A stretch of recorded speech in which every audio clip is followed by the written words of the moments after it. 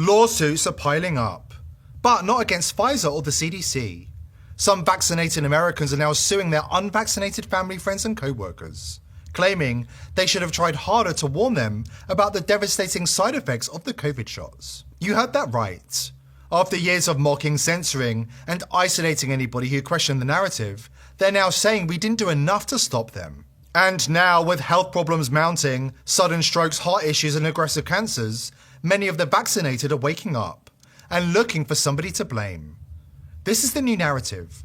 Regret turned to entitlement. But if they really think the unvaccinated are responsible, wait till they see what the latest research is uncovering. Because for many, the real fallout is only just beginning. Before we dive in, a quick word about our partner VP.net, the next generation of private browsing. VP.net is the only VPN designed with true zero logging architecture. That means, unlike other VPNs, it literally can't track you.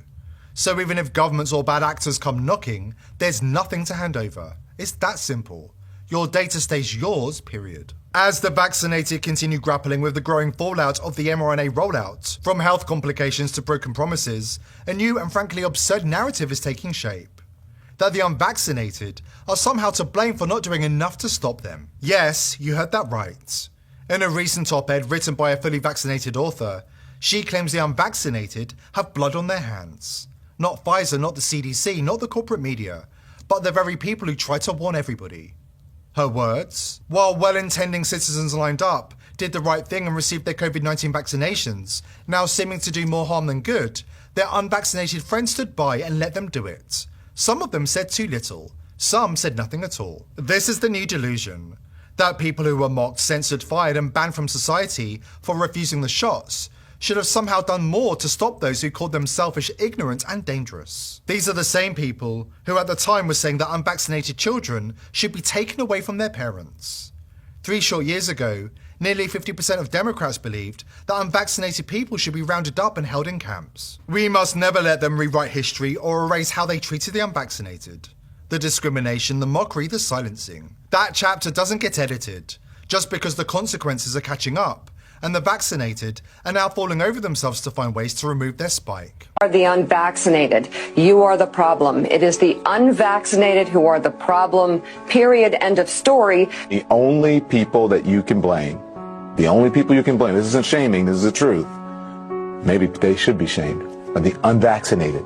It's time to start blaming the unvaccinated folks, not the regular folks. Anyone you came into contact with will blame you, as will the rest of us who have done the right thing by getting vaccinated. Because frankly, we know that we can't trust the unvaccinated. I think it's time to get our moral house in order, Anderson. It's the unvaccinated who are the threat. All those vaccinated folks are going to start wearing masks to protect the unvaccinated folks. It's called a Christian value. You're basically punishing the vaccinated for the sins of the unvaccinated. People are not behaving honorably. The unvaccinated are basically saying, well, it's open season for me. I can do whatever I want as well. The unvaccinated are basically beating their breasts and running around the country saying, we don't care, we're living free and so forth. We've been patient, but our patience is wearing thin. The unvaccinated, a group that includes children and people acting like children. And the rest of us are starting to get pissed off. The vaccinated feel the unvaccinated are making me upset or angry. This is not about freedom or personal choice. How times have changed. Lawsuits are rolling in. And celebrities like Arnold Screw Your Freedom Schwarzenegger are quietly walking back their bold declarations. To do social distancing, washing your hands all the time, and not just to think about, well, my freedom is being kind of disturbed here. No, screw your freedom. Life comes at you fast. Now, some vaccinated individuals are turning their frustration not towards Big Pharma or government officials who sold them the false promises and destroyed their lives, but towards the unvaccinated. The author of the op-ed even admits that many vaccinated people feel a growing rage towards their unvaxxed friends. Not for lying, but for possessing some special ability to divine the truth and supposedly failing to intervene. As if the unvaccinated were all-knowing prophets, morally obligated to throw themselves in front of every syringe in America. The author writes, with moral indignation that the unvaccinated knew about the risks of allergic reactions, blood clots, and other serious health complications. They knew it wasn't effective. They knew it could do more harm than good. And here's the kicker. Some of the vaccinated are now calling for the unvaccinated to be financially punished, to be forced to pay restitution through lawsuits, because they failed to warn others loudly enough. Let's get one thing straight. We warned you. We screamed it from the rooftops. We lost jobs, we were banned from travel, we were cut off from loved ones.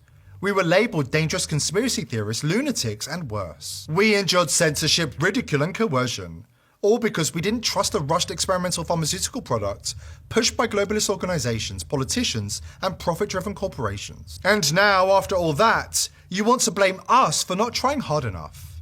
No, we did everything we could. You just didn't want to hear it. And now the news goes from bad to worse. The latest research into long-term health effects is rolling in, and it's painting a grim picture. The FDA has quietly admitted there's a link between the surge in cardiac arrests worldwide and the COVID vaccine. But that's just the beginning. Because if these early findings are any indication, when the history books finally document the Great Depopulation event, one thing will be clear. The past 3 years were just a warm-up act.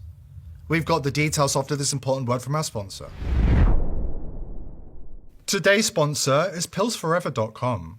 If you think Big Pharma have your best interests at heart, think again. Under Biden, the price of medicine in America has skyrocketed, and there are certain medicines Big Pharma don't want you to know about. That's why I've partnered with pillsforever.com. All of their FDA-approved medicines are the cheapest you'll find anywhere. More importantly, you can order medicines that Big Pharma don't want you to have, such as ivermectin, hydroxychloroquine, and fenbendazole. Speaking of fenbendazole, not only does it get rid of parasites that live inside your body, there have been studies that show fenbendazole can help with cancer. Listen to this testimony of Joe Tippins, a cancer survivor, thanks to fenbendazole. 2 years ago, Joe Tippins says he was told to go home, call hospice, and say his goodbyes. The doctors were unanimous. He was going to die of small cell lung cancer. Once that kind of cancer goes that far afield, the odds of survival are less than 1%, and the median life expectancy is 3 months. Tippins says he got a tip, not from a pharmacist, but a veterinarian. And in his desperation, he turned from people medicine to dog medicine. Specifically, fenbendazole. My insurance company spent $1.2 million on me with traditional means before I switched to a $5 a week medicine that actually saved me. Get 15% off using coupon code People's Voice at the checkout. Please click the link below this video to take advantage of this fantastic offer. The chilling truth that many vaccinated individuals still haven't faced is this. During the pandemic, the elite showed their hand. We were worth more to them dead than alive. Hospitals weren't rewarded for saving lives, they were incentivized to end them. In states like California, some facilities received bonuses of up to $500,000 per COVID death. Let that sink in. These people were going into hospital, they had not taken the COVID-19 shot. And this is really important because every single person that sat on that bus or virtual story, I asked them the question, first of all, did you take the COVID-19 shot? No. They did not. And it was becoming increasingly clear that the unvaccinated, as they're called, were being targeted and they were being killed. And the people who were speaking to me used the word murder. It seems to me, Mike, that you came into hospital and the first question they asked, did you take the shot? And if they said, yes, they did take the shot, they went and got different treatments. The ones who did not take the shot, unvaccinated, were straight into remdesivir, ventilation, fentanyl, a cocktail of drugs, and killed on those ventilators over and over again. Okay, that's a very strong accusation, but let me add to it that I've interviewed other guest lawyers who have pointed out that the hospitals were financially incentivized to produce COVID-related deaths because some of them received in California as much as about $500,000 per death if someone was diagnosed with COVID beforehand. Do you think that that kind of financial incentive played a role in this flow chart that you're describing right now? 100%. And we have coders and whistleblowers, people working inside the hospital, telling us that they were just jabbing people for this COVID test. And they would keep going over and over again until they got a positive. The minute they got a positive, tick that box, that's some money. On to the next thing, remdesivir, big tick for that. And they were showing us on the death medical records how much they were getting paid for every single drug and cocktail and equipment that was used on them. And it was $500,000 plus per person, big money. And as one person told me, my daughter was worth more dead than alive, and they took her. Where were the voices of the vaccinated when we were being silenced, isolated, and left to die in hospitals? The very places meant to preserve life. Nowhere. Instead, they cheered it on. They said they had no sympathy. We were treated like pests, not people. Dehumanized, mocked, and told we deserved whatever happened to us. Unfortunately for the vaccinated, the tables have now turned. Now they're the ones facing a cold, indifferent healthcare system as their bodies begin to break down under the weight of what was injected into them. Every vaccinated individual underwent transfection, a process that altered their DNA at the chromosomal level. The vaccine synthetic DNA fragments didn't just pass through, they integrated. And now their immune systems are in a constant state of war, fighting what they no longer recognize as self. It's no surprise then that we're seeing a surge in turbo cancers, autoimmune disorders, and other unexplained illnesses. They were putting DNA into your body and allowing your body 1/3 of the weight of every shot that went into you is deoxyribonucleic acid, which has the ability to cross into the nucleus of your cell. And once in there, something called transfection occurs. It's nothing to do with infection. Transfection just means uptake into the same bit of the body that has your genetic karyotype, your chromosomes. So these little DNA fragments get to sit right next to your chromosomes, be worked upon by certain enzymes, and the body just naturally starts to make it part of you.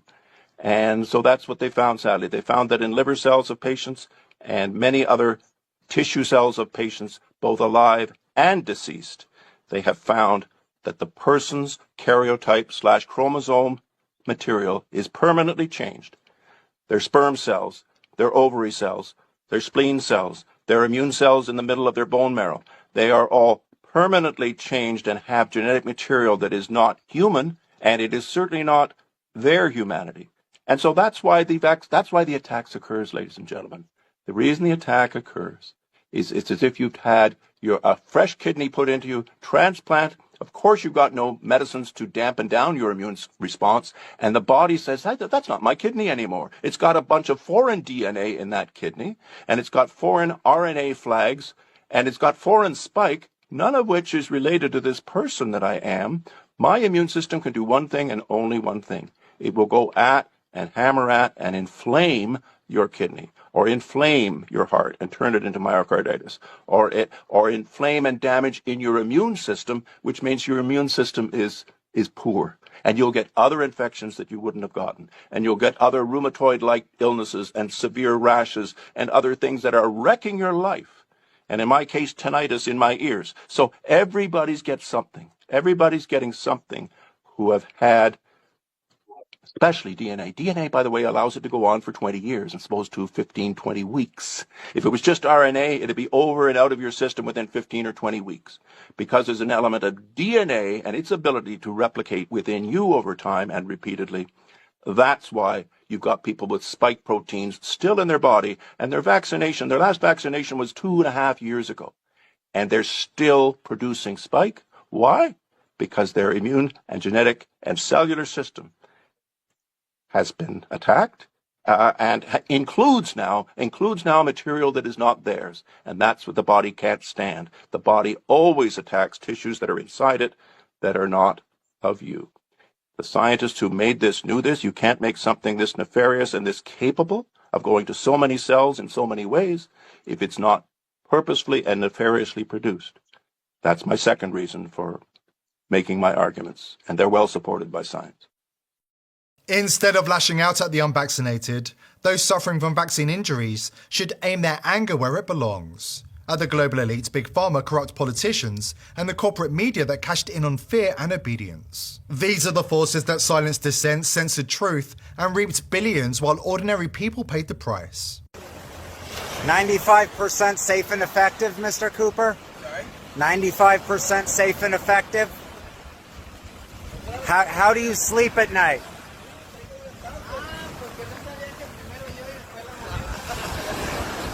How do you sleep at night fear-mongering a virus with a 99.97% survival rate?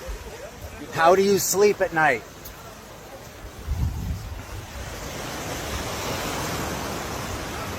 Fucking, you're a mass serial killer. Blaming those of us who saw through the deception isn't just misguided, it's exactly what the architects of this disaster want. It's time for the vaccine injured to stop fighting their would-be allies and start demanding accountability from the real culprits. Justice won't come from division, it comes from united reckoning. Here at the People's Voice, we're determined to continue exposing the crimes of the elite, but we need your help. Subscribe to the channel, tell your friends and family about us, and join the People's Voice Locals community for exclusive and uncensored content. We can't do it without you. Government agencies, NSA, CIA, Mossad, you name it, are tapping your every move online, feeding their globalist surveillance machine. Your VPN isn't saving you, your VPN is spying on you. They flash no logs like it's a promise. But what they're really saying is, trust us. Trust foreign outfits in Israel, Panama, Romania, Switzerland? Trust them not to sell your data when the globalists tighten their grip? We know their plans, they told us. They're building a digital prison planet, digital IDs, 50-minute cities, total internet control. The globalist takeover needs one thing. Every click, every search, every move you make online in their hands. You think you're safe? Mossad has just been busted spying on White House officials. Nobody's safe. I don't know about you, but it boils my blood knowing they're chaining the internet to their globalist agenda. That's why I've partnered with VP.net, the world's first verified privacy network. They don't promise trust, they prove it. Cryptographic proof in real time that they can't see your traffic. They can't see it, and neither can some tyrannical government, not even if they came with court orders and threats. Your data is locked in Intel SGX secure enclaves. Cryptographic vaults so secure, even the owners of VP.net are shut out. This isn't privacy by some flimsy policy, it's privacy by design, built to break their control. Once you see VP.net, you can't go back. Still using legacy VPNs in 2025? That's like wiring your brain straight into the surveillance matrix. Strike back against the digital overlords by visiting vp.net/TPV. It's privacy by design because the internet's their battlefield and vp.net is your shield.